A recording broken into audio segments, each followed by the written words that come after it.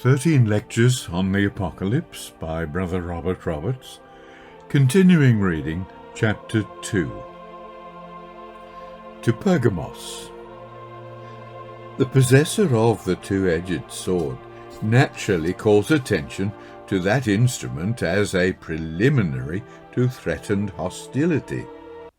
It stands as a symbol of Christ's power to execute the behests of his will. He addresses himself to brethren dwelling at Satan's headquarters, verse 13. Not the popular Satan, but the Satan of the Bible, the adversary of the truth and the people of God, a Satan who always consists of men, sometimes a man. Jesus commends the Pergamanian brethren for their constancy in the faith in the presence of active persecution, but finds fault with them for tolerating Balaamites in their midst. Peter defines the character of those in saying they had an heart exercised with covetous practices, which have forsaken the right way, following the way of Balaam the son of Bosor, who loved the wages of unrighteousness. The second of Peter 2, verse 15. Since the Balaamites were men of sinister aim, who not only made use of the truth for purposes of gain, but conformed with wrong and unscriptural ways for the sake of earning money, which could not otherwise be earned. The Nicolaitans also flourished in their midst. He threatens to fight against the ecclesia with the word of his mouth. That is, to command evil against them if these offenders were not reformed out of their midst. To him overcoming he promises the eating of the hidden manna, that is, participation of the native life and glory of him who is the manna, meanwhile hidden, that came down from heaven to give life to the world. Also a white stone with new name engraved, which no man could know but the receiver. This is the symbolical pledge of acceptance and friendship in the judgment.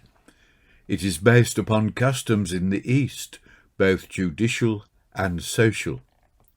The judicial custom is to hand in court a white stone to an accused person acquitted in token of his acquittal, and the social custom is for a host to divide a white stone into two halves and engrave the guest's name on both, retain one, and give the guest the other as a passport to future favour and friendship. In the case of Christ's friends, the name is a new one, intimating that both nature and designation will be changed in the glorious declaration of friendship that will take place in the case of those who overcome. Jesus gave his leading apostles new names, for example, Peter, Cephas, James, and John, Boanerges, etc. He will probably rename his accepted brethren in harmony with the new age to which he will introduce them. To Thyatira. The Son of God, with eyes piercing and destructive as a flame of fire, commends the brethren in Thyatira for their works and charity and service and faith and patience, and again for their works, more abounding at the end than at the beginning. Notwithstanding, he condemns their toleration of Jezebel. Who was Jezebel? Was she a literal woman? No, for a variety of reasons. First, the symbolic character of the apocalyptic communication in general, involving peculiarly the symbolic use of women, chapter 17, verse 18 and 14, verse 4. Secondly, the surroundings of the statement are inconsistent with the idea of a literal woman. The Jezebel in the case is said to teach and seduce the servants of Christ, chapter 2, verse 20. and to have children and paramours, who, in default of repentance, are threatened with a bed of tribulation and death, by the operation of which all the churches are to discern the retributive power of Christ. This could not be understood of a private person. It refers to something of a public character, having a bearing on all. Space to repent is said to have been afforded her, which would be inconceivable as applied to the abandoned prostitution portrayed in the language understood literally. For such a thing could have no pretence to occupy a place in the Church of Christ at all. Finally, the teaching attributed to her identifies her with the Balaamites of Pergamos. She is said to teach and seduce my servants to commit fornication and to eat things sacrificed unto idols. This is exactly the teaching set down to the credit of the holders of the Balaamite doctrine in Pergamos, verse 14. The tendency of this teaching was to draw the brethren into connection and fellowship with the popular paganism by which they were surrounded, in opposition to the doctrine of Christ, that his brethren are not of this world. John 15, verses 18 and 19. And that friendship with the world is an impossibility if the friendship of God is to be retained. Such a communion of light with darkness is very commonly spoken of as fornication. In Pergamos, the upholders of such a time-serving doctrine are said to be those who hold the doctrine of Balaam. In Thyatira, where they made special pretensions to divine authority, they are lumped under the figure of that woman Jezebel, which calleth herself a prophetess. Addressing those who had not come under the power of their sophistications, Jesus speaks of them as many as have not this doctrine, and which have not known the depths of Satan as they speak. Here the phrase, the depths, is quoted from the mouth of the Satan, a teaching plurality consisting of the Balaamites and the Jezebelites. It shows that they had a very complacent estimate of their attainments. They spoke of their views as depths, by which, of course, they would mean that their ideas were advanced and profound as compared with the elementary propositions of the gospel, with which the simpler members of the congregation were content. What would there be in their doctrines of which they would speak as the depths? We may form some idea from the peculiarities of mysticism, both ancient and modern. This system of thought scorns proximate and concrete forms of truth, and dives, or makes profession of diving, into the essence and inner self of things. It professes to see in the external world but the expression of a universal soul, in which the spiritual analogue of all things exists. It governs its views of externals by its theories of the assumed internal. Hence it can respect everything as the symbol of the so-called eternal good. It can see something to tolerate and even admire in idolatry and in every form of superstition. Christ it praises, but can also adore Juggernaut, Confucius, and Mohammed. It gives a high place to Christianity, but would place Greek philosophy on a level with it. It considers the love of Christ good in its place, but a weakness if exalted over the appreciation of other forms of goodness. To condemn paganism is bigotry in the language of this school. To know nothing of Christ is narrowness. To believe that salvation is the exclusive association of the gospel is shallow, superficial, childish. To hold its views is to plumb the depths of wisdom and knowledge in its estimation.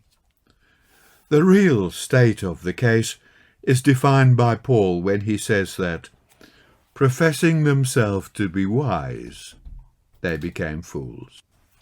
Their notions are the mere vagaries of speculation. Their pretentious language is the gibber of ignorance in its worst form. Ignorance that thinks itself informed, shallowness that thinks itself profound. The true philosophy is in the Bible, the true depth in its simplicities. We want nothing deeper than God, inscrutable granted, but sufficient as a fact and an explanation of other facts. In all systems there must be an inexplicable fact to start with, even in Darwin's, which shallow thinkers think so free from mystery. The unsearchable God is more satisfactory and philosophical as a starting point than anything presented to us in pagan metaphysics or modern science. And what more do we want than proximate facts, concrete relations? They are the practical conditions of life and well-being. The Bible gives us them, deals in them, enlightens us in the use of them. The Bible is the true deep, but the Satan babble complacently about the depths. Jesus prefers those who are not thus sophisticated, but whose wisdom consists in the recognition of facts, natural and revealed, and adaptation to them. He says to those who have not known the depths of Satan as they speak, I will put upon you none other burden but that which ye have already, the faith of the gospel. Hold fast till I come. The faith of Christ is to every human being embracing it the ladder to immeasurable heights of well-being. He that by its power overcomes will yet wield iron rod power over the nations first broken, like crockery ware, in virtue of the glorious covenant of the eternal Father, which ensures to his Son the proprietorship of the earth for ever. Psalm 2, verse 8. Such as a qualification for the iron rule will receive the morning star, Revelation 2, verse 28. As Christ is the morning star, Revelation 22, verse 16, this can only mean that the victor will be transformed in nature into conformity with the luminous and indestructible body of power, beauty, and purity, now possessed by him who was once crucified through weakness. The 2nd of Corinthians 13, verse 4. But in whom now dwells all the fullness of the Godhead bodily. Colossians 2, verse 9. To Sardis. He that hath the 7 spirits of God, the symbolic affirmation of omniscience, has little to say in the way of commendation to the brethren in Sardis. Thou hast a name that thou livest and art dead. Men knew the reputation of the Sardian ecclesia, the possessor of the 7 stars, the 7 spirit lights kindled in the 7 ecclesias, knew their state. I have not found thy works perfect before God. Jesus watches and discerns the developments of probation. He requires not to bring men to the judgment seat to know, though he will bring them there to reveal them. There were a few exceptions in Sardis. Thou hast a few names even in Sardis, which have not defiled their garments. And they shall walk with me in white, for they are worthy. From which we learn that membership in a dead ecclesia will not interfere with individual acceptance where worthiness exists. Even those who are lacking have an opportunity which they are exhorted to use. Be watchful and strengthen the things that remain, which are ready to die. Repent. There is this encouragement to repentance. He that overcometh, the same shall be clothed in white raiment, and I will not blot out his name out of the book of life, but I will confess his name before my Father and before his angels. The white investiture is readily recognizable in that clothing of the mortal body with immortality from heaven, of which all accepted saints are to be the subjects at the Lord's coming. The righteousness of the saints is said to be the meaning of the fine linen clean and white, with which the symbolic bride is arrayed. But this cannot be the meaning of the white raiment in this place, because this is promised as the recompense of the righteousness or overcoming, and therefore cannot be the righteousness itself. It is a fit symbol of the pure incorruptible that will result from the transforming action of the Spirit of God upon the mortal bodies of the saints who stand before Christ accepted. Of course it is not literal. White raiment of this sort could be purchased at the milliner's. There may, however, be a blending of the symbolical and the literal. That is to say, the immortalized saints may wear white clothing. The angels, to whom they are to be equal, almost always appeared habited in white. Matthew 8 verse 3, Acts 10 verse 30, etc. And the garments of Jesus in transfiguration became white and glistering, so as no fuller on earth can white them. The apparel of the immortal state is an interesting matter of detail, but not of practical moment. The thing that is of practical moment is the fact that it is possible for a man's name to be blotted from the book of life, that is, expunged from the divine recognition as an heir of eternal life, after having once sustained that relation. Jesus promised to the Sardian ecclesia that this should not happen in the case of such as overcome, but that they should be confessed by him before the Father and the angels. This is an honour the greatness of which we cannot estimate, because it is yet unseen, but which will be appreciated at its true greatness when the hour arrives for the muster of the chosen, and the inauguration in glory in the presence of multitudes of the angelic host, and the manifested glory of the